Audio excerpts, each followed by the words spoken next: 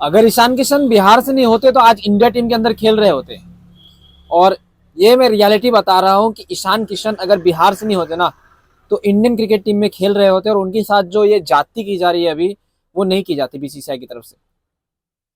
ईशान किशन जो एक उम्दा खिलाड़ी है, जिसने ना कोई गलती की है, ना उस बंदे का कोई स्ट्राइक रेट खराब था, ना उस बंदे का कोई एवरेज खराब था, ना उस बंदे का कुछ भी खराब था, लेकिन उसको फिर भी ड्रॉप कर दिया जाता है।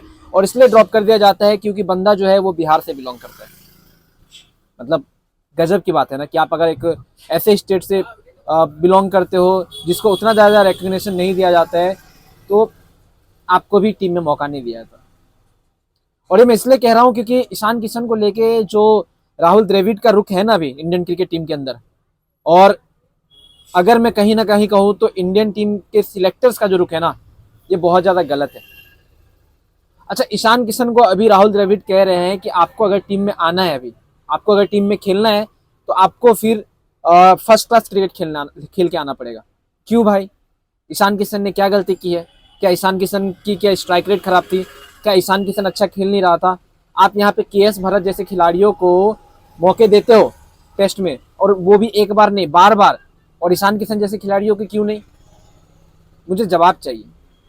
और अगर आप वीडियो देख रहे हो, अगर आप में से कोई बिहारी है, तो फिर आप ये समझ जाइए कि ये बहुत ही जाति जो है वो की जा रही है ईशान किशन के साथ। ईशान किशन एक बहुत ही अच्छा खिलाड़ी है, टैलेंटेड खिलाड़ी है।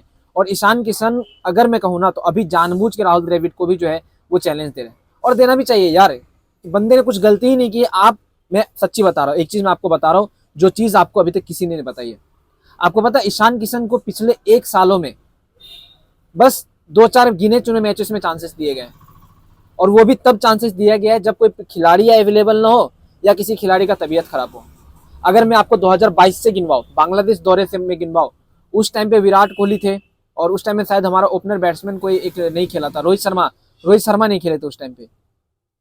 उस टाइम पे के राहुल कप्तान था बांग्लादेश दौरे पे, ईशान किशन, विराट कोहली आए थे। ठीक है, उस टाइम पे दिया गया था क्योंकि रोहित शर्मा नहीं थे तो उसको दिया गया था। तो यहाँ पे आपको पता चला कि जब कोई प्रेजेंट नहीं था तब ईशान किशन को चांसेस दिया गया। उसके बाद में आता हूँ WTC फाइनल में।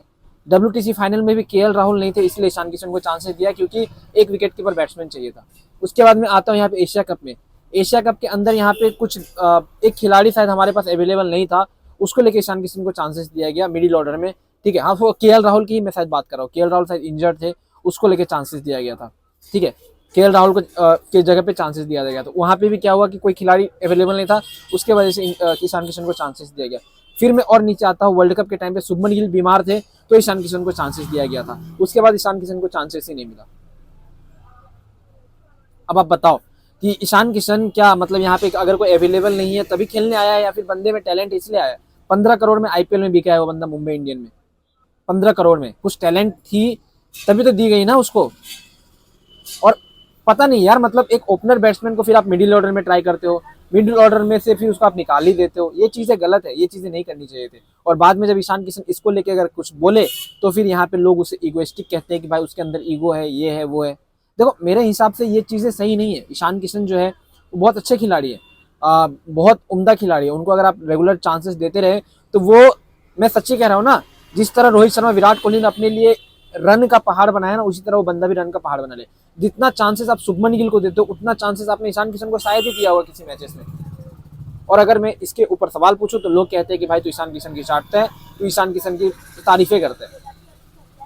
इंडियन क्रिकेट टीम के अंदर मैं सच्ची कहूँ तो अभी पूरी तरह से पॉलिटिक्स चल रही है। यहाँ पे जो खिलाड़ी है वो एक दूसरे को पसंद नहीं करते हैं, एक दूसरे की बुराइयां करते हैं, आईपीएल के फ्रेंचाइज के नाम पे एक दूसरे की बुराइयां करते हैं। और यहाँ पे जो सिलेक्टर्स है वो भी अपने अपने फ्रेंचाइज के हिसाब से अपने अपने प्लेयर को टीम में जगह देते हैं। और राहुल द्रविड़ बाद में कहते हैं कि ईशान किशन को फर्स्ट क्लास क्रिकेट खेल के आओ। हाँ, यही ईशान किशन अब करने रहेगा कि भाई रणजी ट्रॉफी जाके अब खेले, वो उसको रणजी ट्रॉफी खिलवा के लेके आओ, फिर टीम में जाके बैठवा दो। इस तरह की चीज़ें जो है ये बहुत गलत है। और ईशान किशन ने सही किया कि वो जो है यहाँ पे नहीं फर्स्ट क्लास क्रिकेट खेल के वो जाके अभी खेल रहे हैं हार्दिक पांड्या ब्रदर्स के साथ में प्रैक्टिस कर रहे हैं आईपीएल के लिए। ठीक ही कर रहे हैं ना। अगर आप नहीं मौका दोगे तो बंदा क्या करेगा? और अब देखो बहुत सारे लोग उठ के आएंगे और कहेंगे कि क्रिकेटिंग करियर के साथ में ईशान किशन है वो अपना यहाँ पे खेल रहे हैं। तो भाई क्रिकेटिंग करियर के में कौन खेल रहा है? मतलब ईशान किशन खेल रहे हैं, बीसीसीआई उसको जानबूझ कैसे कर रही है? मुझे जवाब दीजिए ना आप।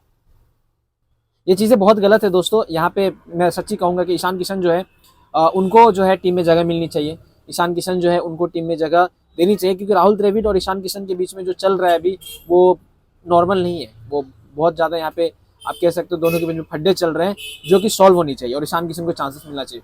इसके बारे में आप लोग क्या कहना है नीचे कमेंट बताएं, और कमेंट में आप ईशान किशन के बारे में लिख सकते हैं। अगर आप ईशान किशन के फैन हो तो भी लिख सकते हैं, नहीं फैन हो तो भी लिख सकते हैं, और वीडियो को ज़्यादा से ज़्यादा शेयर कर सकते हैं।